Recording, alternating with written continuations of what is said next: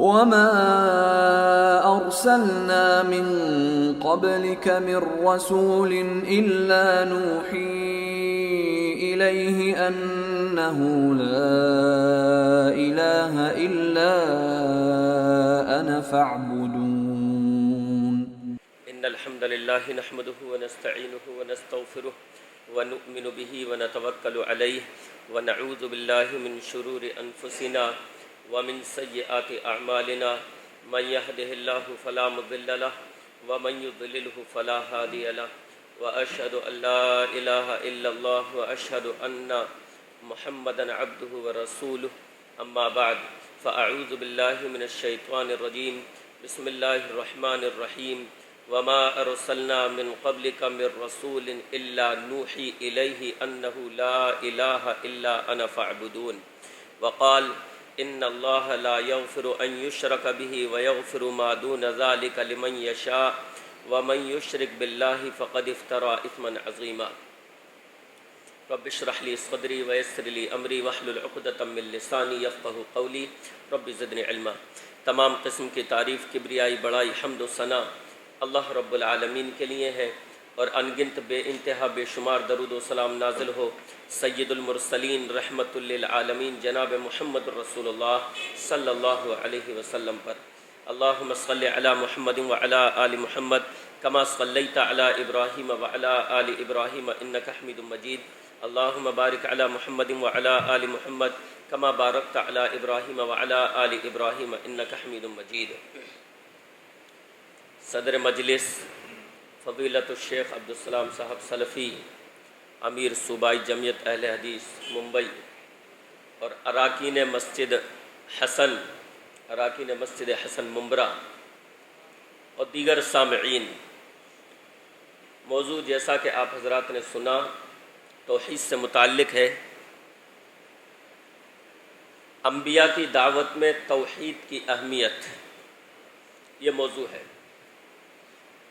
توحید یہ بنیاد کی حیثیت رکھتا ہے. توحید بنیاد ہے. بنیاد اگر درست ہوگی تو باقی اعمال، اوپر کی باقی عمارت جو ہے وہ بہتر ہوگی، وہ درست ہوگی. اور اگر بنیاد میں کمی پائی گئی تو عمارت اوپر کی کتنی ہی عالیشان بنا لیں، کتنی ہی عمدہ بنا لیں، ہر گھڑی وہ خطرے میں رہے گی، بلکہ کمزور رہے گی، کبھی بھی گر سکتی ہے. توحید اگر مضبوط ہے تو باقی اعمال کا بھی فائدہ ہے، اور اگر توحید نہیں ہمارے دامن میں تو پھر کسی بھی عمل کا کوئی فائدہ نہیں. اسی وجہ سے انبیاء اور رسل جتنے بھی اس دنیا میں آئے، تمام نے سب سے پہلے دعوت جس چیز کی پیش کی وہ تھی توحید، عقیدہ توحید. تمام نبیوں نے، تمام رسولوں نے، تمام کے تمام انبیاء اور رسل اس جز پر متفق و متحد تھے کہ اشہد اللہ الہ الا اللہ، کہ اللہ کے سوا اس کائنات میں کوئی معبود نہیں. توحید کیا ہے؟ سلف نے اس کی تعریف کی ہے کہ توحید یہ ہے کہ اللہ کو اس کا حق دینا، اور اس کے حق میں کسی کو شریک نہ کرنا. اور اللہ کا حق کیا ہے؟ اللہ کی ملکیت کو تسلیم کرنا، اللہ کی عبادت کو تسلیم کرنا، اس میں کسی کو شریک نہ کرنا، اور اللہ کے اسماء و صفات، اس میں کسی کو شریک نہ کرنا. اور شیخ محمد بن عبد الوہاب رحمہ اللہ توحید کی تعریف کرتے ہوئے فرماتے ہیں وَهُوَ إِفْرَادُ اللَّهِ تَعَالَى بِعِبَادَتِهِ، کہ اللہ رب العالمین کے لیے فقط صرف اللہ کے لیے عبادت کرنا، یعنی اس کے ساتھ کسی کو شریک نہ کرنا، یہ توحید ہے. تمام کے تمام انبیاء، اگر ہم قرآن کریم کا مطالعہ کریں، انبیاء کرام کی دعوت دیکھیں تو ہم کو پتہ چلے گا کہ وہ توحید کی دعوت دیتے رہے. اللہ تعالیٰ نے اسی حقیقت کو قرآن کریم میں یوں واضح کیا، سورہ الانبیاء آیت نمبر 25، وَمَا أَرْسَلْنَا مِن قَبْلِكَ مِن رَّسُولٍ إِلَّا نُوحِي إِلَيْهِ أَنَّهُ لَا إِلَٰهَ إِلَّا أَنَا فَاعْبُدُونِ، کہ اے نبی ہم نے آپ سے پہلے بھی جتنے رسولوں کو بھیجا تمام کی طرف یہ وحی کی کہ میرے سوا کوئی معبود نہیں، یعنی اللہ کے سوا کوئی معبود نہیں، فَاعْبُدُونِ لہٰذا تم میری ہی عبادت کرو۔ تمام رسولوں کی طرف اللہ نے یہی وحی کی، اور جب ہم انبیاء کی دعوت کو دیکھتے ہیں تو ہمیں پتہ چلتا ہے کہ تمام انبیاء اور رسول نے اس دعوت کو اپنی اپنی امتوں میں پیش بھی کیا۔ چنانچہ حضرت نوح علیہ السلام نے اپنی قوم کو دعوت توحید دیتے ہوئے ارشاد فرمایا، یا قوم اعبدوا اللہ ما لکم من الہ غیرہ، سورۃ الاعراف آیت نمبر 59، کہ اے میری قوم کے لوگوں، اللہ کے علاوہ تمہارا کوئی معبود نہیں ہے، تم اللہ ہی کی عبادت کرو۔ حضرت ہود علیہ السلام نے اپنی قوم کو توحید کی دعوت دی تو فرمایا، یا قوم اعبدوا اللہ ما لکم من الہ غیرہ، سورۃ الاعراف آیت نمبر 65، کہ اے میری قوم کے لوگوں تم اللہ کی عبادت کرو، اس کے علاوہ تمہارا کوئی معبود نہیں ہے۔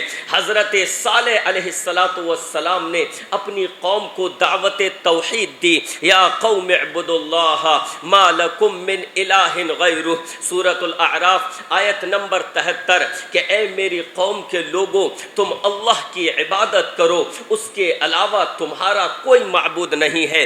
حضرت شعیب علیہ السلام نے اپنی قوم کو دعوت توحید دی تو ان الفاظ میں، یا قوم اعبدوا اللہ ما لکم من الہ غیرہ، سورۃ الاعراف آیت نمبر 85، اے میری قوم کے لوگوں تم صرف اور صرف اللہ کی عبادت کرو، اس کے علاوہ تمہارا کوئی معبود نہیں ہے۔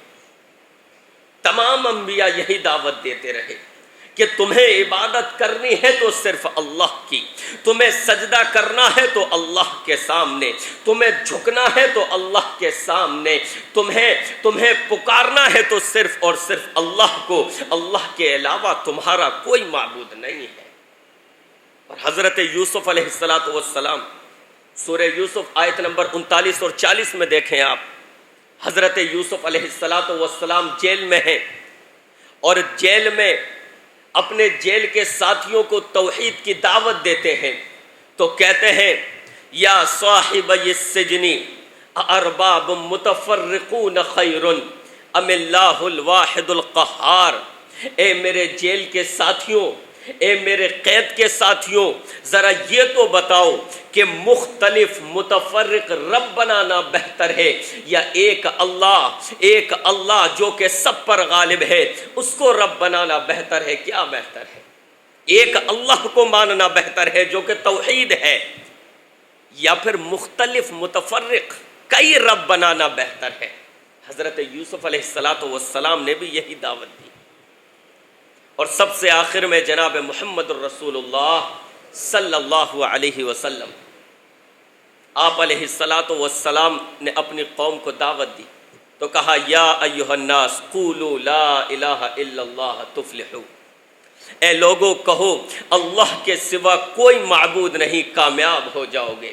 اے لوگو توحید کو مان لو، عرب بھی تمہارا ہوگا، عجم بھی تمہارا ہوگا۔ توحید میں وہ طاقت ہے، توحید میں وہ پاور ہے کہ اگر تم اس کو ماننے لگو، اگر تم توحید کو اپنا لو، عرب و عجم تمہارا ہو جائے گا۔ کون سی توحید؟ ایسی توحید کہ زبان سے پڑھ لیا کلمہ اور دل میں صنم چھپے بیٹھے ہیں۔ دل نے کہہ بھی دیا لا الہ تو کیا حاصل، دل و نگاہ مسلمان نہیں تو کچھ بھی نہیں۔ وہ توحید کہ جس کو اپنانے کے بعد ہمارا دل بھی توحید والا بن جائے، ہماری نگاہ بھی توحید والا بن جائے، صرف زبان سے توحید کا اقرار نہ ہو، صرف زبان سے کلمہ گو مسلمان ہم نہ بنے، صرف کلمہ گو مسلمان ہم نہ بنے، بلکہ توحید یہ ہے کہ جب ہم توحید کو ماننے والے بنے یا توحید کا دعویٰ کرنے والے بنے یا اپنے آپ کو اسلام پر عمل کرنے والا کہیں تو سر سے لے کر پاؤں تک ہمارے جسم کا ایک ایک حصہ توحید پر ہونا چاہیے۔ ہماری زبان نے توحید کا اقرار کیا تو ہماری پیشانی بھی صرف اللہ کے سامنے جھکے، ہمارے دلوں میں خوف بھی صرف مالک الملک کا ہو، کسی اور کا خوف نہ ہو، یعنی کہ ہمارا پورا جسم توحید کی گواہی دے۔ یہ ہے توحید۔ یہ عظیم پیشانی کسی اور کے سامنے نہیں جھکنی چاہیے، اس دل میں کسی اور کا خوف نہیں پیدا ہونا چاہیے۔ آئیے میں ایک واقعہ جو قرآن کریم کی روشنی میں موحد اعظم حضرت ابراہیم علیہ السلام کا آپ کے سامنے رکھوں۔ توحید کا موضوع حضرت ابراہیم علیہ السلام کا قصہ اس باب میں بہت اہمیت کا حامل ہے۔ حضرت ابراہیم علیہ السلام اور موقع کی بھی مناسبت ہے، موضوع بھی ہے، اور ذی الحجہ بھی کا مہینہ بھی یہ چل رہا ہے۔ حضرت ابراہیم علیہ السلام ایک ایسے ماحول میں آنکھیں کھولتے ہیں کہ جہاں پر غیر اللہ کی عبادت کی جاتی ہے، اللہ کے علاوہ دوسروں کی عبادت کی جاتی ہے، دوسروں کے سامنے جھکا جاتا ہے۔ اور ابراہیم علیہ السلام نے دیکھا کہ دوسرے لوگ تو دوسرے لوگ، خود ان کا باپ حضرت ابراہیم کا باپ حضرت ابراہیم نے دیکھا کہ وہ بھی پتھروں کو تراشتا ہے، ان کے پلک سنوارتا ہے، ان کو ایک چہرہ دیتا ہے اور پھر ان کو معبود مان لیتا ہے، ان کو بیچتا ہے اور خود بھی ان کے سامنے جھکتا ہے۔ حضرت ابراہیم علیہ السلام کو بڑا تعجب ہوا، اور قرآن کہتا ہے کہ حضرت ابراہیم نے پھر اپنے باپ سے مخاطب ہو کر کہا، دیکھیے حضرت ابراہیم کی سب سے پہلی تقریر توحید کے سلسلے میں کہا، حضرت ابراہیم علیہ السلام نے یا ابتی وَاذْكُرْ فِي الْكِتَابِ إِبْرَاهِيمَ إِنَّهُ كَانَ صِدِّيقًا نَبِيًّا إِذْ قَالَ لِأَبِيهِ يَا أَبَتِ لِمَ تَعْبُدُ مَا لَا يَسْمَعُ وَلَا يُبْصِرُ وَلَا يُغْنِي عَنْكَ شَيْئًا۔ کہا اے میرے ابا جان، آپ ایسوں کی عبادت کیوں کرتے ہیں جو نہ آپ کو فائدہ پہنچا سکیں، نہ آپ کو نقصان پہنچا سکیں، نہ آپ کے کسی کام آ سکیں۔ یا ابتی انی قد جاءنی من العلم ما لم یأتک فاتبعنی اہدک صراطا سویا۔ اے میرے ابا جان، اے میرے ابا جان، میرے پاس وہ علم آیا ہے جو آپ کے پاس آیا ہی نہیں، یعنی مجھ کو علم کی وہ روشنی ملی ہے، مجھ کو توحید کی وہ روشنی ملی ہے جو آپ کے پاس نہیں ہے، وہ آپ کے پاس نہیں ہے۔ آپ میری اتباع کیجئے، آپ مجھ پر ایمان لے آئیے، آپ میری بات مانیے۔ فاتبعنی اہدک صراطا سویا، میں آپ کو بالکل سیدھی راہ دکھاؤں گا، آپ کو سیدھی راہ پر چلاؤں گا۔ یا ابتی لا تعبد الشیطان ان الشیطان کان للرحمن عصیا۔ اے میرے ابا جان، آپ شیطان کی عبادت نہ کریں، معبودان باطلہ کی عبادت کرنا، معبودان باطلہ کی عبادت کرنا دراصل شیطان کی اطاعت کرتے ہوئے شیطان کی عبادت کرنا ہے۔ کہا آپ شیطان کی عبادت نہ کریں، بے شک شیطان تو رحمان کا نافرمان ہے۔ یا ابتی انی اخاف ان یمسک عذاب من الرحمن فتکون للشیطان ولیا۔ اے میرے ابا جان، مجھے یہ خوف ہے کہ کہیں اللہ کا آپ پر عذاب نہ آ جائے، کہیں آپ پر اللہ کا عذاب نہ آ جائے اور پھر آپ ملامت کیے ہوئے شخص ہو جائیں، آپ شیطان کے دوست بن جائیں۔ فتکون للشیطان ولیا۔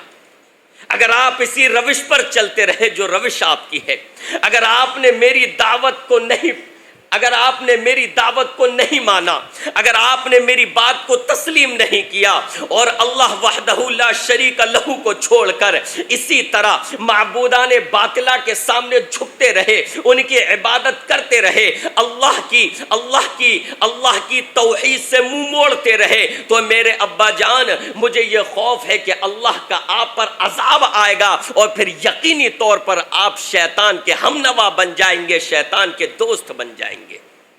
ایسے میں کیا ہونا چاہیے تھا؟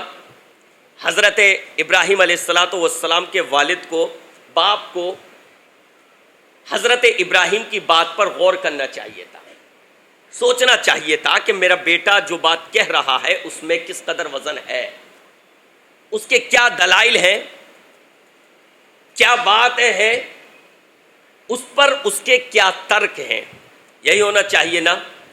لیکن توحید کے مخالفین کی وہی پرانی روش اور وہی پرانا شیطانی وسوسہ، کہا اراغب انت عن آلہتی یا ابراہیم، ابراہیم تیرا مقصد یہ ہے کہ تو مجھے میرے معبودوں سے الگ کر دے۔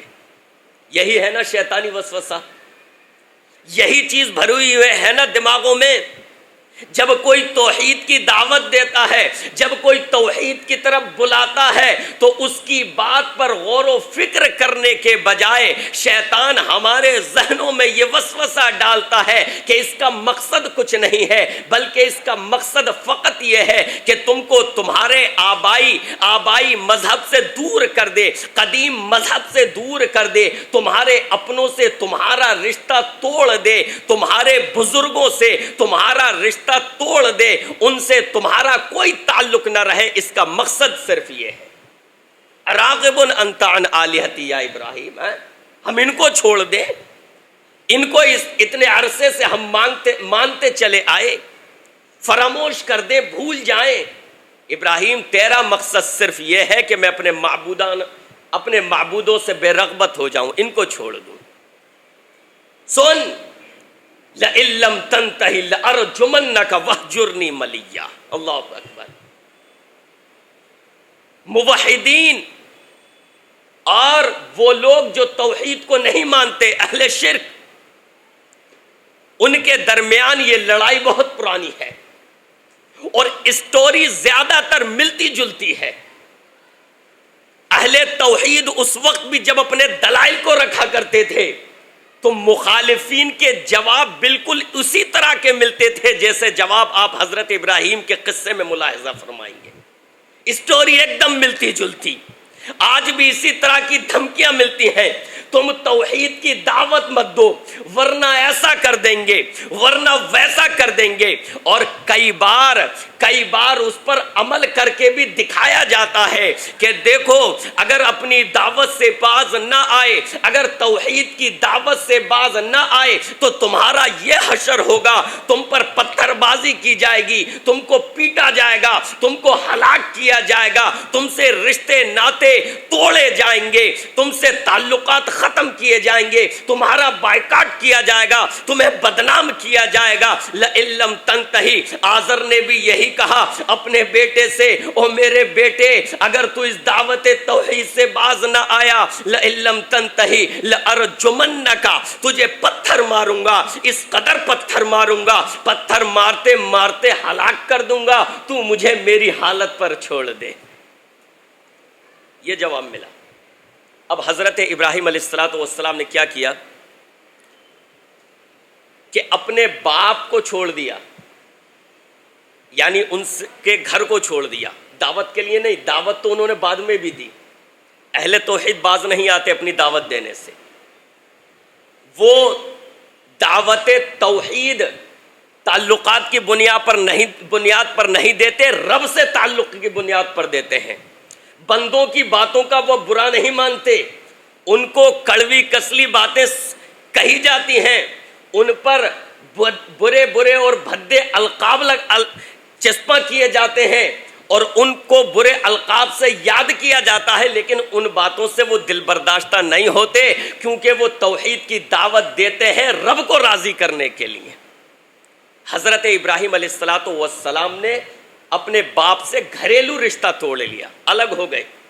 قال السلام علیک، الگ ہو گئے. اور اب حضرت ابراہیم علیہ السلام کے سامنے ایک تو ان کا باپ تھا توحید کی دعوت دینے کے لیے، اور ایک ان کی قوم، کیونکہ پوری قوم اسی بیماری میں مبتلا تھی. سب توحید کے مخالفین، اہل شرک، مشرکین. اب حضرت ابراہیم علیہ السلام کو ان کو بھی دعوت توحید دینی تھی، اپنی قوم کو.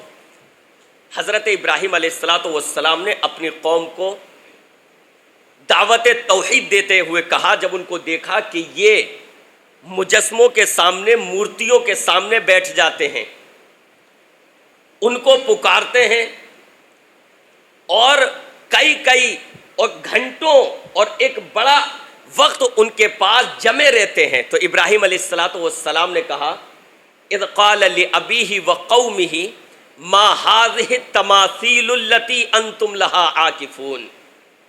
یہ مجسمے جن کے ارد گرد تم بیٹھے رہے تو ہیں کیا؟ یہ کیا حقیقت ہے ان کی؟ کیا نسب ہے ان کا؟ ان کی حقیقت کیا ہے؟ کیا ہے؟ ما هذه التماثیل التي انتم لها عاکفون. ان کی دلیل کیا ہے تمہارے پاس؟ کیوں ان کو پوجتے ہو؟ کیوں ان کی پرستش کرتے ہو؟ ما هذه التماثیل التي انتم لها عاکفون. ان کا وجود کیا ہے؟ ان کی ماہیت کیا ہے؟ وجہ کیا ہے ان کے سامنے جھکنے کی؟ دلیل کیا ہے؟ قالوا وجدنا آباءنا لها عابدین. دلیل کیا ملی؟ دلیل دیکھیں، میں نے کہا نا اسٹوری ملتی جلتی ہے. دلیل دیکھیں ذرا، دلیل ملاحظہ فرمائیں. دلیل کیا ملی؟ قالوا وجدنا آباءنا لها عابدین. کہا ابراہیم بات یہ ہے کہ ہم نے اپنے باپ دادا کو بھی ان کی عبادت کرتے ہوئے پایا ہے، اس لیے ہم ان کی عبادت کرتے ہیں. دلیل کیا ہے؟ دلیل باپ دادا ہے، دلیل آباء و اجداد ہے، دلیل ہمارا مذہب ہے، ہم برسوں سے اس پر عمل کرتے چلے آئے. یہ نہیں ہو سکتا کہ ہمارے باپ دادا گمراہ ہوں، وہ غلط چیز پر عمل کرتے چلے آئے ہوں. ایسا نہیں ہو سکتا. ہم نے اپنے باپ دادا کو انہی کی عبادت کرتے ہوئے پایا، اس لیے ہم بھی ان کی عبادت کرتے ہیں.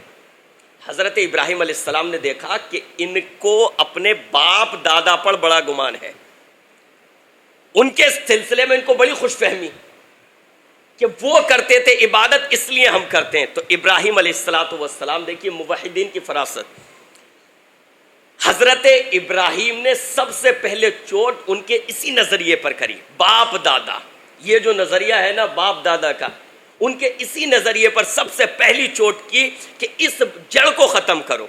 کہا قال لقد کنتم انتم وآباؤکم فی ضلال مبین.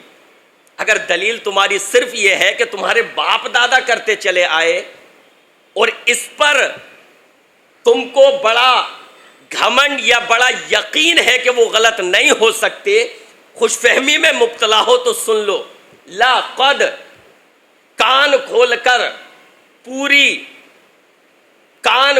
پورے یقین کے ساتھ اس کو سن لو، اس میں کوئی شک نہیں کہ تمہارے باپ دادا بھی اور تم بھی سب کے سب گمراہ.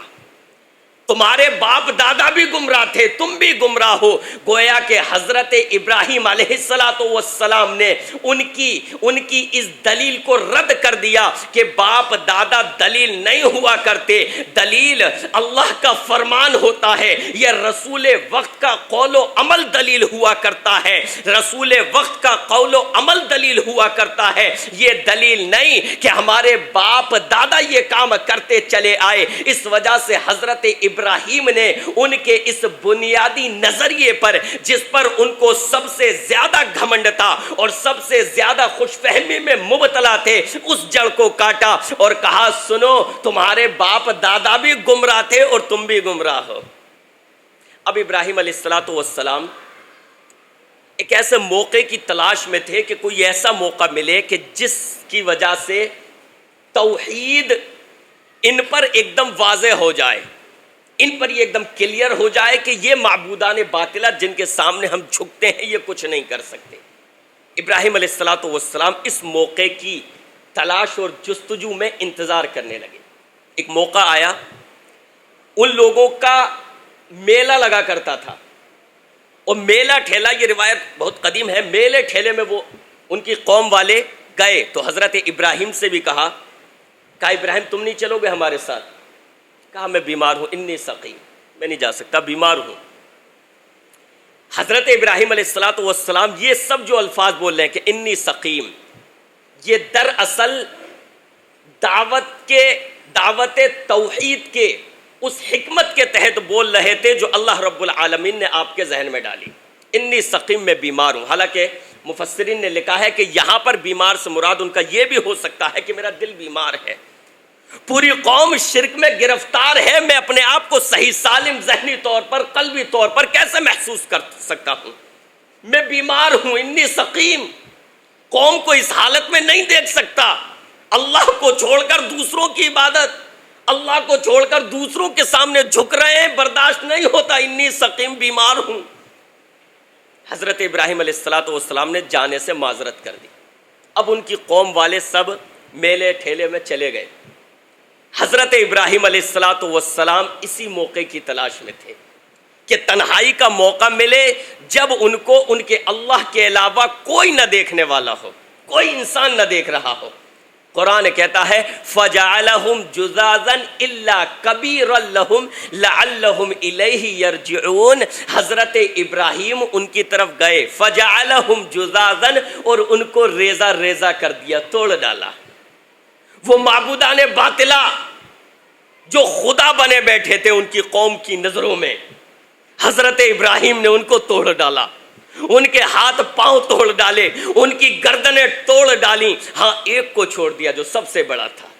کیوں چھوڑ دیا؟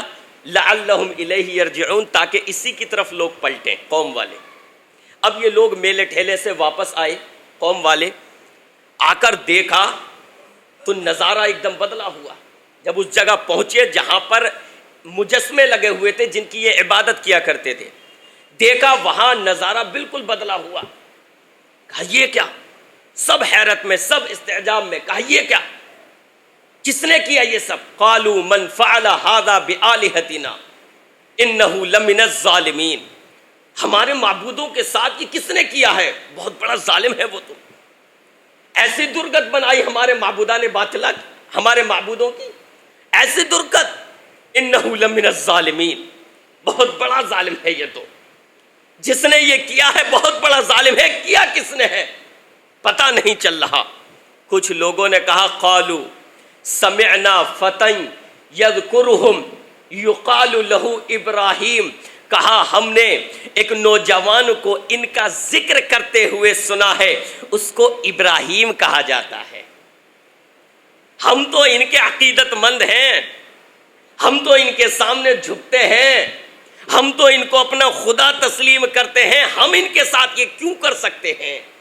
ایک شخص ہے، ایک نوجوان ہے جو ان کی برائی کرتا ہے، جو یہ کہتا پھرتا ہے کہ ان کے سامنے جھکنا صحیح نہیں ہے، یہ باطل ہے، ان کی عبادت کرنا باطل ہے، ان کے سامنے مت جھکو، ان کے ارد گرد مت بیٹھو۔ اس کا نام ابراہیم ہے، یہ کام اسی کا ہوگا۔ ہمارے دلوں میں تو ان کا خوف بیٹھا ہوا ہے، اور خوف کی وجہ سے ہم ان سے مانگتے ہیں، ان کے سامنے جھکتے ہیں، ہم بھلا ان کو کیوں توڑ سکتے ہیں؟ یہ کام ابراہیم کا ہوگا۔ قالوا سمعنا فتى یذکرہم یقال لہ ابراہیم، اس کو ابراہیم کہا جاتا ہے، یہ کام اس کا ہوگا۔ اللہ اکبر۔ کہا لوگوں نے، قالوا، قوم والوں نے کہا، قالوا فأتوا به على أعين الناس لعلهم يشهدون، فأتوا به على أعين الناس، لاؤ اس کو سب کے سامنے لاؤ تاکہ آج لوگ دیکھ لیں، گویا کہ آج اس کو ایسی سزا دی جائے گی کہ پھر اس کے بعد ایسی حرکت کرنے کی کوئی جرت نہیں کر سکتا۔ سب کے سامنے اس کو حاضر کیا جائے۔ حضرت ابراہیم علیہ السلام کو لایا گیا۔ اندازہ لگاؤ کیا منظر ہوگا، کیا منظر رہا ہوگا۔ ایک طرف پوری قوم اور ایک طرف تنہا حضرت ابراہیم علیہ السلام کھڑے ہیں۔ کہا قالوا اانت فعلت هذا بآلهتنا یا ابراہیم، ابراہیم کیا یہ تم نے کیا ہے؟ ان پتھروں کو، ان مورتیوں کو، ان مجسموں کی یہ حالت تم نے کی ہے؟ اللہ اکبر، سوچو ذرا کیا منظر رہا ہوگا۔ ایک طرف پوری قوم ہے، طاقت ہے، اقتدار ہے، سلطنت ہے، بادشاہ وقت ہے، دوسری طرف تنہا حضرت ابراہیم علیہ السلام ہے، لیکن اپنے رب پر توکل ہے، اپنے رب پر یقین ہے، اپنے رب پر اعتماد ہے کہ میرا رب جس کی توحید، جس کی دعوت میں دے رہا ہوں، وہ مجھے رسوا نہیں کرے گا، وہ مجھے ضائع نہیں کرے گا، وہ مجھے ہلاک نہیں ہونے دے گا، وہ ضرور بالضرور میری مدد فرمائے گا۔ تنہا ابراہیم علیہ السلام، لیکن پاؤں میں لغزش نہیں، زبان میں لغزش نہیں، جسم پر کپ کپی نہیں۔ موحد اعظم حضرت ابراہیم علیہ السلام تنہا ان کے سامنے کھڑے ہیں اور کھڑے ہو کر کہا قال بل فعلہ کبیرہم ھذا فاسألوہم ان کانوا ینطقون، کہا یہ تو ان کے اس بڑے نے کیا ہے۔ پیچھے آیا نا کہ ایک کو چھوڑ دیا تھا جو سب سے بڑا تھا، اس مجسمے کو چھوڑ دیا تھا، اسی کی طرف اشارہ کر کے کہا یہ تو اس نے کیا ہے، اور تمہیں میری بات پر یقین نہیں، مجھے اپنا مخالف سمجھتے ہو، تو پھر انہی سے پوچھ لو۔ فَاسْأَلُوهُمْ إِن كَانُوا يَنْطِقُونَ، اگر یہ بول سکتے ہیں تو انہی سے پوچھو۔ اللہ اکبر۔ ان کی قوم نے کہا قالوا لقد علمت ما هؤلاء ينطقون، ابراہیم تم جانتے ہو یہ بولتے نہیں ہیں، یہ بول نہیں سکتے۔ ابراہیم علیہ السلام کو ان کے اسی جملے کی تلاش تھی، ایک بار یہ اپنی زبان سے اقرار کر لیں، ایک بار یہ اپنی زبان سے اقرار کر لیں کہ یہ معبودان باطلہ بولنے کی طاقت نہیں رکھتے ہیں، یہ بول نہیں سکتے ہیں۔ ابراہیم علیہ السلام بھری مجلس میں قوم کے سامنے فوراً پکار اٹھے، فوراً کہنے لگے قال افتعبدون من دون اللہ ما لا ينفعكم شيئا ولا يضركم اف لكم ولما تعبدون من دون اللہ، کہ پھر تم اللہ کے علاوہ ایسوں کی عبادت کیوں کرتے ہو جو نہ تمہیں نفع دے سکے نہ تمہیں نقصان پہنچا سکے۔ اف لكم ولما تعبدون من دون اللہ، تم پر تف ہو اور ان پر بھی تف ہو کہ جن کی تم عبادت کیا کرتے ہو۔ افلا تعقلون، تمہارے پاس عقل نام کی کوئی چیز ہے کہ نہیں؟ ایسوں کی عبادت کیوں کرتے ہو جو اپنی رکشا نہیں کر سکتے، اپنی حفاظت نہیں کر سکتے؟ ان کو کوئی توڑے تو اپنا بچاؤ نہیں کر سکتے، اور توڑ کر کوئی چلا جائے تو تم کو بتا نہیں سکتے کہ کس نے توڑا ہے۔ ایسوں کی عبادت کیوں کرتے ہو؟ افلا تعقلون، کچھ عقل ہے تمہارے پاس کہ نہیں؟ یہ ایسا موقع تھا کہ یہاں پر باطل لاجواب ہو گیا، باطل لاجواب ہو گیا۔ کئی موقع ایسے ہوتے ہیں نا کہ آپ دلیل اتنی مضبوط دے دیں کہ مد مقابل لاجواب ہو جاتا ہے اور بات اس کی سمجھ میں آ جاتی ہے، جیسا کہ حضرت ابراہیم علیہ السلام کی قوم پیچھے آیا کہ جب ابراہیم نے ان سے کہا کہ ان سے پوچھو اگر یہ بولتے ہیں، تو ان کی قوم نے کہا فرجعوا الى انفسهم فقالوا انکم انتم الظالمون، کہا آپس میں یا دل میں کہ تم ہی ظالم ہو، اپنے آپ کے لیے کہا کہ یہ لوگ بول نہیں سکتے۔ ثم نکسوا علی رؤوسهم لقد علمت ما هؤلاء ينطقون، لیکن بے شرمی سے بولے۔ کیسے بولے ان کی قوم؟ ڈھٹائی کے ساتھ۔ تو کئی بار ایسا ہوتا ہے کہ مخالف آپ کی دلیل کو سمجھ جاتا ہے، آپ کی بات اس کی سمجھ میں آ جاتی ہے، لیکن پھر بھی بے شرمی سے یا اپنی بات پر اڑے رہتے ہوئے تعصب کی بنیاد پر وہ پھر شور و ہنگامہ کرتا ہے۔ کہا قالوا حرقوه وانصروا آلہتکم ان کنتم فاعلون، پھر وہی حربہ استعمال کیا جو باطل ہمیشہ استعمال اب تک کرتا رہا ہے. کہا جب قالوا حرقوہ، اس کو جلا ڈالو، اس کو جلا ڈالو. میرے بھائیوں یہ چیز بھی بہت پرانی ہے کہ جب مخالف اور باطل آپ سے دلائل میں نہیں جیت سکتا، جب آپ کا مقابلہ وہ دلائل سے نہیں کر پائے گا، تو پھر وہ کوشش کرے گا آپ کے خلاف ہنگامہ آرائی کی، وہ کوشش کرے گا آپ کو ستانے کی، آپ پر اپنے طاقت کا استعمال کرنے کی، آپ پر ظلم ڈھانے کی. یہی اس قوم نے کیا. جب وہ دلائل میں لاجواب ہو گئے تو کہا حرقوہ، اس کو جلا ڈالو، اس کو جلا ڈالو. وانصروا آلہتکم ان کنتم فاعلین، اور اگر تم کچھ کر سکتے ہو تو اپنے معبودوں کی اس طرح سے مدد کرو، اس کو جلا دو. اس طرح تمہارے معبودوں کی عزت رہ جائے گی، ان کی ساکھ رہ جائے گی. ورنہ اس نے تمہارے معبودان باطلہ کی عزت کو ملیا میٹ کر دیا ہے. تمہاری عقیدت کو برسوں سے جو تم کرتے چلے آئے تھے اس کو اس نے ملیا میٹ کر دیا ہے. اس کو جلا ڈالو، اس طرح تمہارے معبودوں کی عزت بچی رہ جائے گی.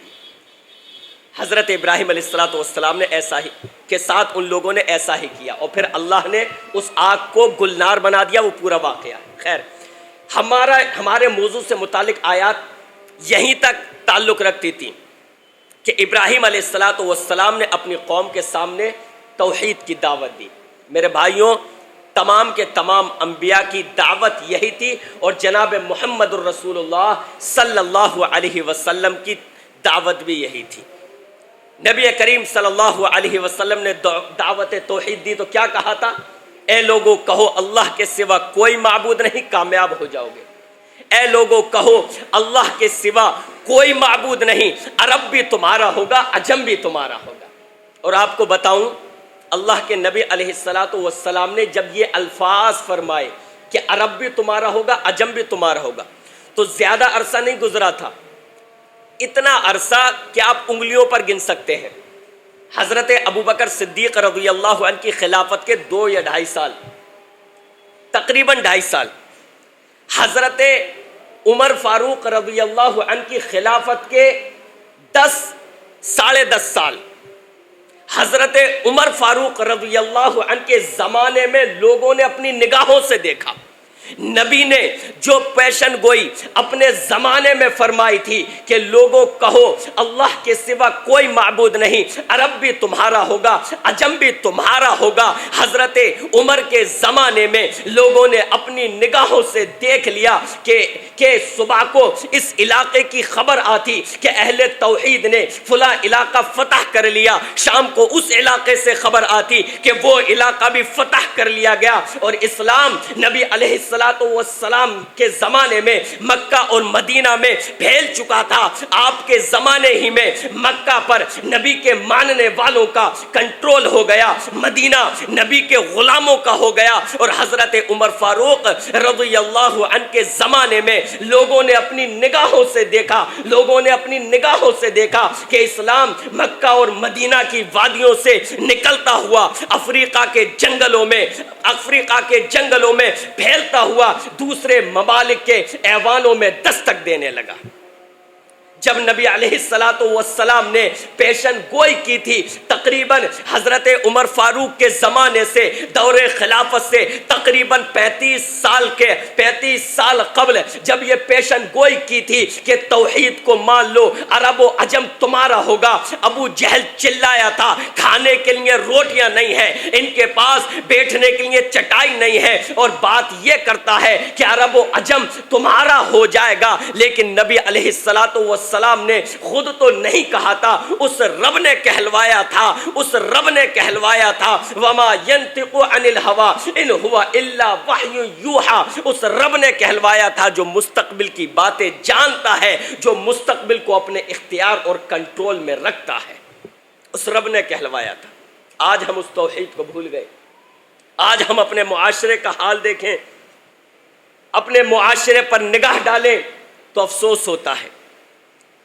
وہ توحید، وہ نعمت جس کو نبی علیہ السلام ہمیں دے کر گئے تھے، جو انبیاء کا مشن تھا اس توحید کو ہم نے فراموش کر دیا، اس توحید کو ہم بھلا بیٹھے، اور آج مسلمانوں میں علم کی کمی کی بنیاد پر شرک در آیا، شرک آ گیا، اور عقیدت کے نام پر، محبت کے نام پر، عظمت کے نام پر مختلف طریقے سے شرک امت مسلمہ کے درمیان داخل ہو گیا۔ اور شیطان نے کس طرح سے اس امت مسلمہ کو بہکایا کہ دیکھو مسلمان شرک نہیں کر سکتے، یہی ہے نا، یہی کہا نا شیطان نے، اسی طرح بہکایا کہ ارے یہ جو آیتیں آپ پیش کر رہے ہو یہ غیر مسلموں کے لیے ہیں، مسلمانوں کے لیے نہیں ہے، مسلمان شرک کیسے کر سکتے ہیں، ہم تو اللہ کو مانتے ہیں۔ آئیے میرے بھائیوں اس غلط فہمی کو دور کر دوں کہ کیا اللہ کو ماننے والے شرک کر سکتے ہیں یا نہیں۔ اللہ تعالیٰ نے ارشاد فرمایا وَمَا يُؤْمِنُ أَكْثَرُهُمْ بِاللَّهِ إِلَّا وَهُمْ مُشْرِكُونَ، ان میں سے اکثر لوگ اللہ پر ایمان لانے کے باوجود مشرک ہیں۔ کیا پتہ چلا کہ ایسا ہو سکتا ہے کہ انسان اللہ کو مانتا ہو اس کے باوجود شرک کرے۔ اور مشرکین مکہ کیا وہ اللہ کو نہیں مانتے تھے؟ مشرکین مکہ کیا اللہ کو نہیں مانا کرتے تھے؟ مشرکین مکہ اللہ کو مانا کرتے تھے، اور یہ بات ہم اپنی طرف سے نہیں کہہ رہے، بلکہ آئیے قرآن اٹھائیے، قرآن گواہی دے گا کہ مکہ کے مشرک اللہ کو مانا کرتے تھے۔ اور کس طرح سے مانا کرتے تھے؟ کہ بس اسی طرح اللہ ہے ایک تصوراتی طور پر نہیں، بلکہ قرآن کہتا ہے مکہ کے مشرک اللہ کو اپنا پیدا کرنے والا مانا کرتے تھے۔ وَلَئِن سَأَلْتَهُمْ مَنْ خَلَقَهُمْ لَيَقُولُنَّ اللَّهُ، اے نبی اگر آپ ان سے پوچھیں کہ ان کو کس نے پیدا کیا ہے، ان کا جواب یہی ہوگا اللہ نے۔ مکہ کے مشرک یہ مانا کرتے تھے کہ زمین و آسمان کا پیدا کرنے والا اللہ ہے۔ وَلَئِن سَأَلْتَهُمْ مَنْ خَلَقَ السَّمَاوَاتِ وَالْأَرْضَ لَيَقُولُنَّ اللَّهُ، اے نبی اگر آپ مکہ کے مشرکوں سے سوال کریں کہ آسمان و زمین کو پیدا کرنے والا کون ہے، وہ جواب دیں گے اللہ۔ مکہ کے مشرکوں کا عقیدہ تھا کہ سورج اور چاند اللہ کے اختیار میں ہے۔ وَلَئِن سَأَلْتَهُمْ مَنْ خَلَقَ السَّمَاوَاتِ وَالْأَرْضَ لَيَقُولُنَّ اللَّهُ وَلَئِن سَأَلْتَهُمْ مَنْ نَزَّلَ مِنَ السَّمَاءِ مَاءً فَأَحْيَا بِهِ الْأَرْضَ مِنْ بَعْدِ مَوْتِهَا لَيَقُولُنَّ اللَّهُ، مکہ کے مشرکوں کا عقیدہ تھا کہ آسمان سے پانی برسانے والا اللہ ہے۔ مکہ کے مشرکوں کا عقیدہ تھا کہ ان کو رزق دینے والا اللہ ہے۔ قُلْ مَنْ يَرْزُقُكُم مِّنَ السَّمَاءِ وَالْأَرْضِ أَمَّنْ يَمْلِكُ السَّمْعَ وَالْأَبْصَارَ وَمَنْ يُخْرِجُ الْحَيَّ مِنَ الْمَيِّتِ وَيُخْرِجُ الْمَيِّتَ مِنَ الْحَيِّ وَمَنْ يُدَبِّرُ الْأَمْرَ فَسَيَقُولُونَ اللَّهُ۔ یہ عقائد کس کے تھے؟ مکہ کے مشرکوں کے۔ مکہ کے مشرک اپنا پیدا کرنے والا اللہ کو مانا کرتے تھے، روزی دینے والا اللہ کو مانا کرتے تھے، زمین و آسمان کا پیدا کرنے والا اللہ کو مانا کرتے تھے، بارش برسانے والا اللہ کو مانا کرتے تھے۔ لیکن قرآن ان کو مشرک کہتا ہے، قرآن ان کو راہ سے بھٹکا ہوا قرار دیتا ہے، قرآن ان کو جہنمی قرار دیتا ہے، اور قرآن اور اللہ رب العالمین اور قرآن ان کو جہنمی قرار دیتا ہے، اور اللہ صرف اس بنیاد پر نبی علیہ الرحمہ کو ان کے درمیان مبعوث فرماتا ہے کہ ان کو سیدھا راستہ دکھاؤ۔ وہ تو اللہ کو مانتے تھے۔ اچھا یہاں پر ایک سوال یہ اٹھے گا کہ مکہ کے مشرک اللہ کو مانتے تھے تو معبودان باطلہ کو کیوں مانتے تھے؟ جب اللہ کو مانتے تھے اپنا پیدا کرنے والا، روزی دینے والا، آسمان و زمین کا پیدا کرنے والا، تو وہ معبودان باطلہ کے سامنے کیوں جھکتے تھے؟ ان کی عبادت کیوں کرتے تھے؟ اس کا جواب بھی قرآن کریم میں موجود ہے۔ ان کے دو جواب تھے۔ ایک جواب تو یہ ما نعبدہم الا لیقربونا الی اللہ زلفیٰ، جواب یہ تھا ان کا کہ ہم ان کی عبادت صرف اس وجہ سے کرتے ہیں کہ یہ ہمیں اللہ کے قریب کر دیں گے، یہ ہمیں اللہ کے قریب کر دیں گے۔ اور دوسرا جواب ان کا یہ تھا وَيَعْبُدُونَ مِن دُونِ اللَّهِ مَا لَا يَضُرُّهُمْ وَلَا يَنْفَعُهُمْ وَيَقُولُونَ هَؤُلَاءِ شُفَعَاؤُنَا عِندَ اللَّهِ، یہ جواب تھا کہ یہ اللہ کے یہاں ہمارے سفارشی ہوں گے، ہم گناہگار ہیں، خطا کار ہیں، اللہ ہماری نہیں سنے گا، ان کی سن لے گا۔ اس بنیاد پر یہ عقیدہ رکھتے ہوئے وہ معبودان باطلہ کی عبادت کیا کرتے تھے، ورنہ مکہ کے مشرک اتنے بدو نہیں تھے، اتنے بے وقوف نہیں تھے کہ وہ اپنے ان معبودوں کو زمین و آسمان کا پیدا کرنے والا مانتے ہوں، یا اپنے ان معبودوں کو اپنا پیدا کرنے والا مانتے ہوں، نہیں، بلکہ وہ ان کی عبادت اس وجہ سے کرتے تھے کہ یہ ہمیں اللہ کے قریب کر دیں گے۔ آئیے دیکھیں کہ اللہ نے ان کی اس منطق کو کیا قبول کیا کہ چلو کوئی بات نہیں، تھوڑا دور سے آئیں گے، چل کر تو مجھے تک آئیں گے۔ قرآن کہتا ہے کہ اللہ نے ان کے بارے میں کہا، فتوے کے الفاظ سنیں، وَمَنْ أَضَلُّ مِمَّنْ يَدْعُو مِن دُونِ اللَّهِ مَن لَّا يَسْتَجِيبُ لَهُ إِلَى يَوْمِ الْقِيَامَةِ وَهُمْ عَن دُعَائِهِمْ غافلون۔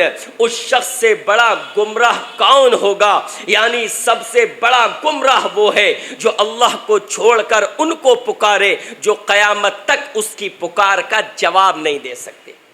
قرآن نے کیا کہا ان کو؟ سب سے بڑا گمراہ، سب سے بڑا گمراہ۔ قرآن نے ان کو سب سے بڑا گمراہ کہا جو اللہ کو بھی مان رہے تھے اور اللہ کے علاوہ دوسرے معبودان باطلہ کو بھی مان رہے تھے۔